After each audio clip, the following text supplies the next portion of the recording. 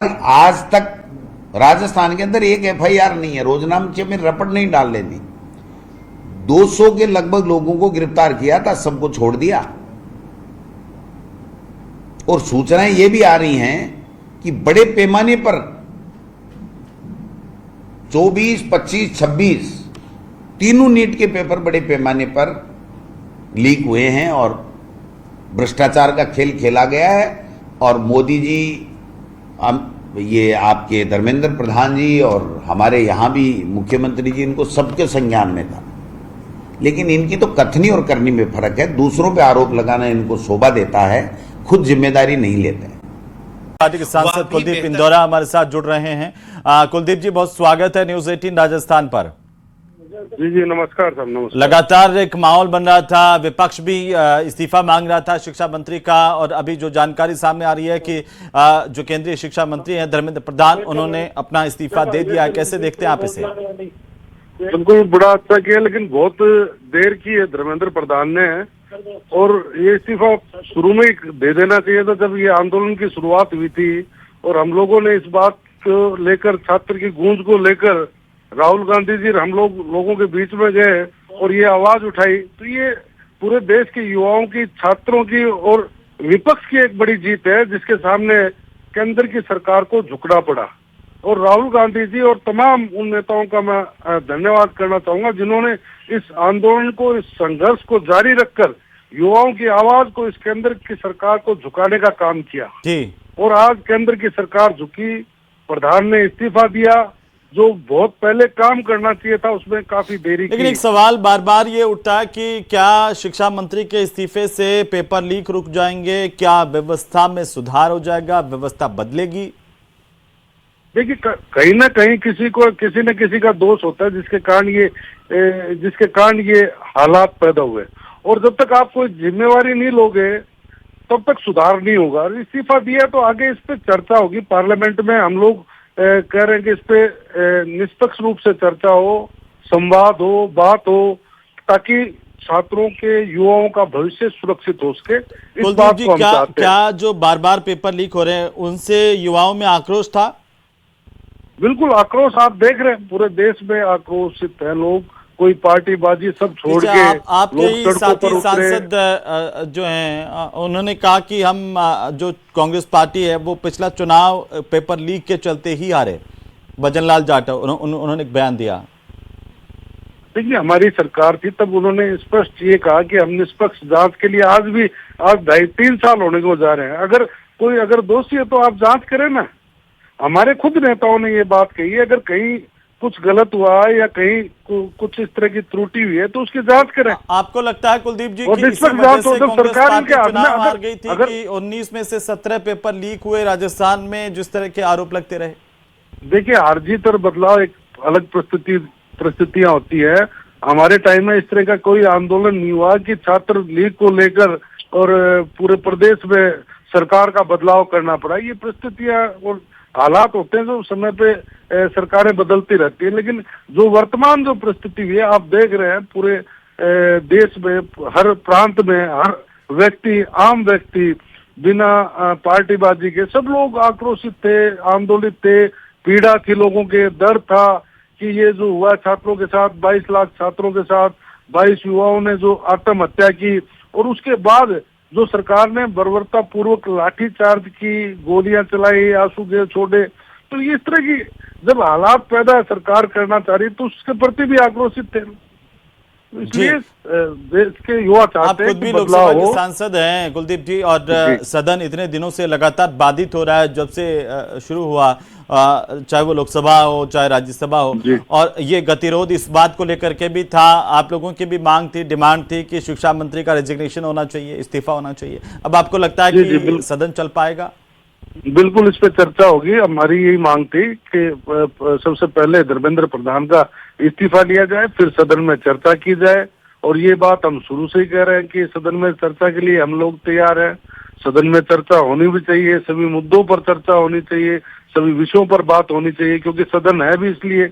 हम नहीं चाहते कि कोई भी सांसद, ये विपक्ष का हो या सत्ता का हो, कोई सांसद ये नहीं चाहता कि सदन नहीं चले और सदन में हम अपनी बात रख सकें। हम लोग चाहते हैं लेकिन जो वर्तमान में सरकार है, वर्तमान में जिनके हाथ में सिस्टम है, वो नहीं चाह रहे थे कि सदन में किस प्रकार से चर्चा हो। इसी के कारण ये एक हफ्ता हो गया जी कि सदन नहीं चल पाया। तो ये पहले कदम उठा लेते तो बार बार कहते रहे कि सदन चले तो हम चर्चा करें, सकारात्मक देखिए आपने कल भी देखा होगा, राहुल गांधी जी को बोलने के लिए कहा गया, बुलवाया नहीं गया। आप लोग ये सब देख रहे थे मीडिया के सामने। हमने कहा कि राहुल जी को, प्रतिपक्ष के नेता को अपनी बात रखने का अवसर दीजिए, वो अपनी बात रखें। लेकिन आप देखिए उनको कि हम बुलवाएंगे और ये कहते कहते उन्होंने माइक ऑन ही नहीं किया। अब जब बुलवाना चाहते हो तो माइक ऑन करें ना, उनको बोलने का अवसर देना। लेकिन बीजेपी ने यह भी कहा कि नेता प्रतिपक्ष को ऐसे पीएम आवास के बाहर जाकर के प्रदर्शन नहीं करना चाहिए, इतना सेंसिटिव जोन है, इतने सालों की परंपरा एक टूटी, अगर बात करनी थी तो सदन में करते। देखिए बिल्कुल हम लोग इस बात को समझते हैं, लेकिन जब हालात हाथ से निकल जाए, पानी सर से ऊपर चला जाए, देश की आवाम की कोई सुन नहीं रहा हो, तो प्रतिपक्ष नेता कहीं ना कहीं कोई तो जगह तय करेगा ताकि ये गूंगे बहरी सरकार सुने। और हमने कोई शांतिपूर्वक वहां बैठे हैं, हमने कोई वहां कोई उपद्रव नहीं किया, हमने कोई वहां तोड़ फोड़ नहीं की। नेता हमारे जो प्रतिपक्ष के नेता हैं राहुल गांधी जी वहां बैठे हैं, हम तमाम सांसद वहां आराम से बैठे हैं ताकि ये प्रधानमंत्री जी हमारी बात सुने। अच्छा, और उसका असर भी हुआ। कुलदीप जी, अभी हाल के दिनों में आपको लगता है कि सरकार ने कुछ सकारात्मक निर्णय लिए हैं? जैसे आज धर्मेंद्र प्रधान का इस्तीफा हो गया, उससे पहले शिक्षा सचिव बदला गया, खुद प्रधानमंत्री ने भी कहा कि एनटीए में भी परीक्षा प्रणाली को लेकर के भी हम सकारात्मक कदम उठाएंगे। कई अधिकारी जो एनटीए के उन पर भी गाज गिरी। एक सकारात्मक कदम उठाए गए हैं आपको लगता है? नहीं, बिल्कुल उठाने की जरूरत थी। यही तो हम शुरू से बोलते आ रहे हैं कि आप कदम उठाइए, कार्रवाई कीजिए, जो दोषी है उनको सजा मिले, जो दोषी है उनको अंदर किया जाए, शिक्षा मंत्री से त्याग पत्र लिए जाए ताकि निष्पक्ष चर्चा हो उसके, निष्पक्ष जांच हो उसके। क्योंकि जब शिक्षा मंत्री खुद की जांच करवाएगा तो क्या निष्पक्ष जांच होगी, या अधिकारियों की क्या निष्पक्ष जांच होगी? ये ठीक किया। इसमें प्रधानमंत्री धर्मेंद्र प्रधान का त्याग पत्र जरूरी था, वो हो गया। और आगे हम चाहते हैं कि सदन में चर्चा हो, सभी मुद्दों पर, सभी बातों पर बहस हो, चर्चा हो। और बिल्कुल कुलदीप जी, चलिए बहुत शुक्रिया हमारे साथ जुड़ने के लिए और अपनी टिप्पणी देने के लिए। भारत 2047 युवाओं के लिए है और युवा ही इसमें सहयोग करेंगे और युवाओं के प्रति हमेशा संवेदनशील हमारी सरकार भी रही है। 650वीं जयंती के उपलक्ष्य पर हमने मीटिंग रखी है, किस तरह से उसकी कार्य व्यवस्था होगी। हमें 27 तारीख को वाराणसी पहुंचना है और वहां से 29 तारीख को कलश यात्रा लेकर आएंगे और राजस्थान में बॉर्डर पे ही एक हर मंदिर में उन कलशों के स्वागत करते हुए हम जयपुर के मंदिरों में लाकर फिर यहाँ पर अलग अलग हमारे सभी ज़िलों में वो कलश पहुँचाया जाएगा। इसकी हम आज सभी बैठ के उसकी जो कार्य योजना है वो तैयार की है। निश्चित रूप से हमारे संत श्रोमणी रविदास जी महाराज की जो जिस तरह से उनकी समरसता का भाव था और उन्होंने कोई जाति या पंथ मानकर उन्होंने नहीं किया, जिस तरह से आज उनको हमारे यशस्वी प्रधानमंत्री नरेंद्र मोदी जी, हमारी भारतीय जनता पार्टी, उनको हर जगह उनकी जो विचार थे उन विचारों को हर जन तक पहुंचाने का काम करेंगे।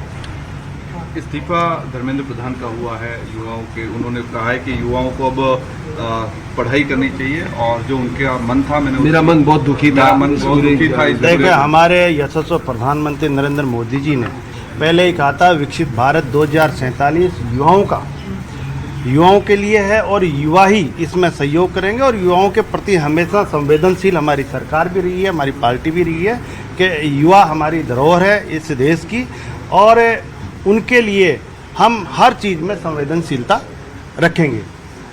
बात कही आपने इस्तीफे की, इस्तीफा अभी हमने भी सोशल मीडिया पर देखा, जहाँ तक अभी कहाँ वो स्वीकार होगा नहीं होगा अभी सोशल मीडिया पे देखें, इसके बाद में जो भी बात होगी बताइए। कांग्रेस बता रही है युवाओं की जीत है, युवा भी कह रहे हैं कि युवाओं की जीत है, इसको कैसे देख रहे हैं? जीत के रूप में इसको मनाया जा रहा है। देखिए अभी तो मैं कह रहा हूँ ना, अभी इस्तीफा तो हमने सोशल मीडिया पे देखा है और युवा भारतीय जनता पार्टी युवाओं के साथ है और युवा भारतीय जनता पार्टी के साथ है। राहुल गांधी ने आरोप लगाए प्रेस कॉन्फ्रेंस में। देखो, युवाओं के मामले में जो राजनीति की गई है ये और अन्य लोगों ने, जो राजनीतिक लोग हैं उन्होंने किया। बाकी युवाओं की मांग के लिए हमारी पार्टी, हमारे यशस्वी प्रधानमंत्री जी सब संवेदनशील तरीका से और उनको आगे बढ़ाने के लिए उनके लिए हमेशा कटिबद्ध है कि जिस तरह से भी पेपर लीक हुआ, पेपर हमने दोबारा उन्हें जो पेपर लीक किया उनको पकड़ा भी है तुरंत ही, और दोबारा रीट का पेपर हुआ है और पारदर्शी तरीके से हुआ है। निश्चित रूप से जो भी इसमें जो दोषी पाए गए, आपको पता है 46 लोगों को उन्होंने बर्खास्त भी किया है और एक कमेटी कैबिनेट की बना के और उसमें एक उन्होंने बिल भी पारित किया है जिसमें 10 करोड़ रुपए का जुर्माना, 10 साल की सजा का प्रावधान भी इसमें रखा है। तो निश्चित रूप से हम युवाओं के लिए हमेशा संवेदनशील हैं। राजस्थान में नेता प्रतिपक्ष ये कह रहे हैं युवाओं के मामले में अगर कोई राजनीति नहीं होनी चाहिए, युवाओं के भविष्य के लिए हमारे को कार्य योजना तैयार करनी चाहिए। किसी दबाव में